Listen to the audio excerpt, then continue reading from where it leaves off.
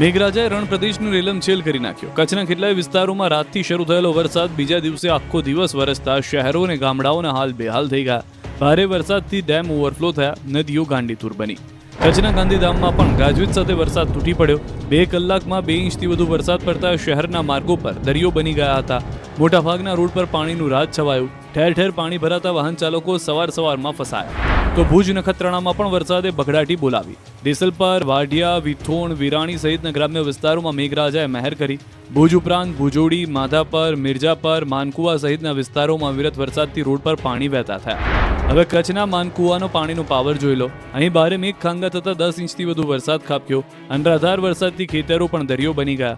જુઓ કઈ હદે પાણીનો પ્રચંડ પ્રવાહ ખારેકના ખેતરમાં ફરી વળ્યો. પાણી એવું આવ્યું કે ખારેકના ખેતરમાં આવેલી દિવાલ બંધ તોડી પાણી બહાર નીકળી ગયું. ખેડૂતોની નજર સામે જ તેમનું ખેતર ધોવાઈ ગયું. ખારેકના અડધા ઝાડ પાણીમાં ડૂબી ગયા. મોડા સુધી આવેલો ખારેકના પાકનો કોળિયો છીનવાઈ જવાનો ડર સતાવી રહ્યો છે. કંઈક આ રીતે પાણીના પ્રચંડ પ્રવાહ પર સામે ન ટકી શક્યો ભાંડિયા માંડવીનો જોડતો કોઝવે. માંડવીમાં મેઘરાજાએ ધબધબાટી બોલાવ્યા બાદ નદીઓ ગાંડીતુર બની. પાણી એવું આવ્યું કે ભાડિયા માંડવીને જોડતા રોડ પર બનાવેલો કોઝવે ધોવાઈ ગયો. ધીમે ધીમે કોઝવે પાણીમાં તણાતો નજરે પડ્યો. થોડી જ વારમાં લોકોની નજર સામે આખો કોઝવે તૂટી ગયો, જેથી ભાડિયા કડાગરાનો માર્ગ બંધ થઈ ગયો, જેથી અનેક લોકો અટવાઈ ગયા. માંડવી તાલુકા અને તેના આસપાસના વિસ્તારમાં ભારે વરસાદથી નદીઓ જીવંત બનીને ખળખળ વહી રહી છે. ત્યારે ઘનઘોર વરસાદથી વિજયસાગર ડેમ ઓવરફ્લો થયો, જેને લઈને સ્થાનિક ગ્રામ્ય વિસ્તારોના ખેડૂતોમાં ખુશીનો માહોલ છવાયો. ડેમ ઓવરફ્લો થતા રમણીય દ્રશ્યોને જોવા માટે મોટી સંખ્યામાં લોકો ડેમ સાઇડ પર ઉમટી પડ્યા અને વરસાદી વાતાવરણનો આનંદ માણ્યો. આ તરફ માંડવી પંથકમાં સાર્વત્રિક વરસાદથી માંડવીથી રાજડા ડેમ ઓવરફ્લો થયો હતો. ભારે વરસાદથી રસ્તો પણ તૂટી ગયો હતો. હમલા રતડિયા રોડ પર પાણી ફરી વળ્યા. માર્ગ તૂટી જતા ગામનો સંપર્ક કપાઈ ગયો હતો. તો અબડાસાનો મહત્વનો ડેમ એવો કંકાવટી ડેમ ભારે વરસાદને કારણે ઓવરફ્લો થયો. ખેતી માટે ઉપયોગી ઓવરફ્લો થયો ડેમ ઓવરફ્લો થતા કચ્છના ખેડૂતોમાં ખુશીનો માહોલ છે, કેમ કે આ વિસ્તારની સિંચાઈની અને પીવાના પાણીની સમસ્યા દૂર થઈ ગઈ. નદીમાં પૂરના દ્રશ્યો અબડાસાના નુધાતળ ગામની નદીના છે, જ્યાં પણ વરસાદે રમઝટ બોલાવતા ગામની નદી ગાંડીતુર બની હતી, 2 કાંઠે વહી હતી. પશ્ચિમ કચ્છમાં પણ વરસાદે જમાવટ કરી હતી, જેથી આ બાજુનો વિસ્તાર પણ પાણી થઈ ગયો, જેના કારણે નદી નાળા છલકાયા. ભારે વરસાદના પગલે શેરડી, ભાડાઈ, ખારોડ ડેમ ઓવરફ્લો થયો. તો ભુજમાં પણ ભારે વરસાદથી જળબંબાકારની સ્થિતિ સર્જાઈ. માનકુવા વિસ્તારમાં જાણે રોડ પર નદી વહેતી હોય તેવા દ્રશ્યો સર્જાયા. માનકુવાના છેલામાં કમર સુધીના પાણી ભરાતા લોકો મુશ્કેલીમાં મુકાયા. કચ્છ જિલ્લામાં મેઘરાજાની જોરદાર બેટિંગથી ગઢ શીશામાં ગામ બેટમાં ફેરવાઈ ગયું. ગામની નદીમાં ઘોડાપૂર આવ્યું. પાણી ફૂફાડા મારતું વહેતું જોવા મળ્યું. રૌદ્ર સ્વરૂપ ધારણ કરતા ખેડૂતો ખુશ થયા હતા. કચ્છ પંથક પર મેઘરાજા રાજી થઈને ધોધમાર વરસી પડતા નદીઓએ ખૂંખાર રૂપ ધારણ કરી લીધું. આ દ્રશ્યો નખત્રાણાના મથલ વિસ્તારના છે, જ્યાં ભારે વરસાદ બાદ ગામની નદી જીવંત બની હતી, ખળખળ વહેતી થતી હતી. નદીનું સૌંદર્ય ખીલી ઉઠતા લોકો નદીનો નજારો જોવા માટે ઉમટી પડ્યા હતા. માંડવીના ગામડાઓના હાલ પણ બેહાલ થઈ ગયા છે.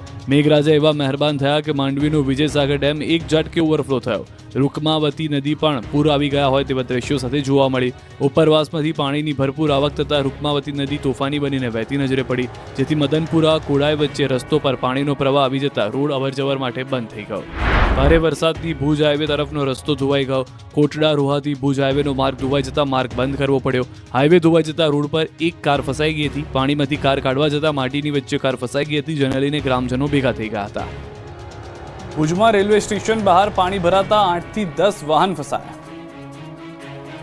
ભુજમાં વરસાદે ભૂક્કા બોલાવ્યા બાદ અનેક જગ્યાએ જળબંબાકારની સ્થિતિ છે. ભુજના રેલવે સ્ટેશન બહાર પણ જાણે નાનું તળાવ હોય તે પ્રકારે પાણી ભરાયું છે.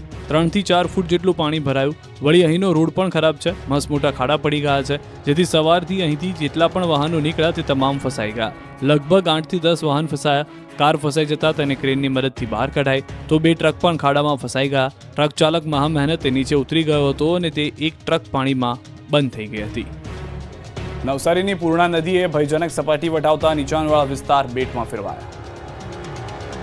નવસારી પંથકમાં ભારે વરસાદના પગલે પૂર્ણા નદીએ ભયજનક સપાટી કુદાવી છે. નદી હાલ 23 ફૂટ ઉપરથી વહી રહી છે, જે કારણે નવસારી વાસીઓના જીવ અદ્ધર થઈ ગયા.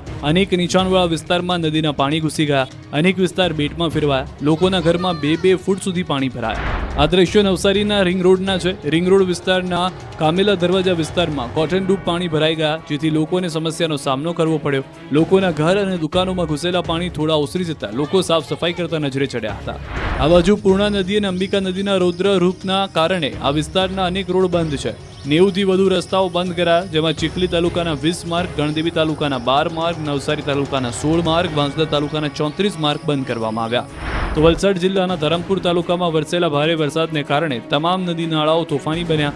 ધરમપુરના નાની કોસબાડી અને મોટી કોસબાડી વચ્ચેથી પસાર થતી નાર નદીમાં પાણીનું ભરપૂર આવકને કારણે નદીના પાણી કોઝવે પર ફરી વળ્યા. આથી બંને તરફનો વાહન વ્યવહાર ઠપ થઈ ગયો. જોકે કોઝવે પરથી નદીનો ધસમસતો પ્રવાહ પસાર થઈ રહ્યો હોવા છતાં પણ લોકો પોતાના જીવને જોખમમાં મૂકી કોઝવે પસાર કરતા નજરે પડ્યા હતા. દૂધ ભરાવા કોઝવે પસાર કરતા નજરે પડ્યા. બોટાદ વડોદરાના ડેમ ઓવરફ્લો. બોટાદના ગઢડા પંથકમાં ખાબકેલા ભારે વરસાદથી ડેમ ઓવરફ્લો થયો. ગઢડા પંથકમાં 2.5 ઇંચથી વધારે વરસાદ વરસ્યો હતો. ઉપરવાસમાં પડેલા વરસાદને લઈ ગઢડાનો રમાઘાટ ડેમ બીજી વખત ઓવરફ્લો થયો. ડેમ ઓવરફ્લો થતાની સાથે જ ગઢડા પંથકના રહીશો ડેમમાં જીવ જોખમમાં મૂકીને નાતા નજરે પડ્યા. જો આ સ્થિતિમાં કોઈ દુર્ઘટના સર્જાય તો જવાબદાર કોણ? આ બાજુ વડોદરા જિલ્લામાં વરસાદે જમાવટ કરતા વાઘોડિયાના દેવ ડેમમાં ધસમસતા પાણીનો પ્રવાહ વહેતો થયો. પાણીની આવક વધતા ડેમના 4 દરવાજા ખોલાયા. ડેમમાંથી પાણી છોડાતા નદી કાંઠાના વિસ્તારોમાં સાવચેત રહેવાની અપીલ કરવામાં આવી. ભારે વરસાદથી હાથની માતા ધોધ જીવંત થયો. ચોમાસાની ઋતુમાં પંચમહાલ જિલ્લામાં હાલ કુદરતી નજારો ચોતરફ ખીલી ઉઠ્યો છે, જેને માણવા માટે માત્ર પંચમહાલ જિલ્લામાંથી જ નહીં પરંતુ મધ્ય ગુજરાતમાંથી પણ પર્યટકો મોટી સંખ્યામાં ઉમટી રહ્યા છે. સાથે પ્રકૃતિનો આનંદ પણ માણતા રહ્યા છે. જેમાં પણ ખાસ ઘોઘંબાના સરસવા ગામે આવેલો હાથની માતાનો ધોધ ચોમાસા દરમિયાન શરૂ થઈ અને વરસાદના કારણે વધારે વરસતો જોવા મળ્યો, જેથી હવે આ કુદરતી સૌંદર્યને માણવા માટે મોટી સંખ્યામાં લોકો આવી રહ્યા છે. બીજી તરફ હાથની માતાના ધોધ શરૂ થતાં જ સ્થાનિક લોકોની રોજગારી પણ શરૂ થઈ.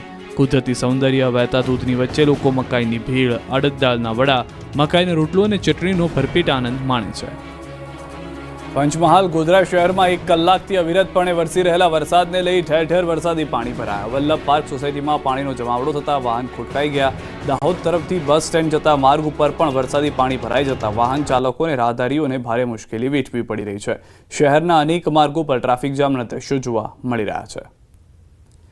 ભાવનગરના શિહોર પંથકમાં ધોધમાર વરસાદ થયો છે. વરલ, બુઢણા સહિતના ગામોમાં ધોધમાર વરસાદ. ટાણા, થાળા, અગિયારિયામાં પણ ધોધમાર વરસાદ વરસી રહ્યો છે. વરલ ગામ ગાજવીજ સાથે વરસાદ ખાબકવાને કારણે પાણી થઈ ગયું છે. તો ભાવનગર જિલ્લાના સિહોર તાલુકાના વરલ સહિત આજુબાજુના ગામોમાં ધોધમાર વરસાદ જોવા મળી રહ્યો છે. આ તરફ દ્વારકા જિલ્લામાં ફરી જામ્યો છે વરસાદી માહોલ. ખંભાળિયા પંથકમાં તેજ પવન સાથે ધોધમાર વરસાદના પગલે ખંભાળિયાના મુખ્ય માર્ગો પર ભરાઈ ગયા છે પાણી. Nagar gate, Jodhpur gate, Ramnath society, Soni Bazar સહિતના વિસ્તારોમાં ભરાયા છે પાણી.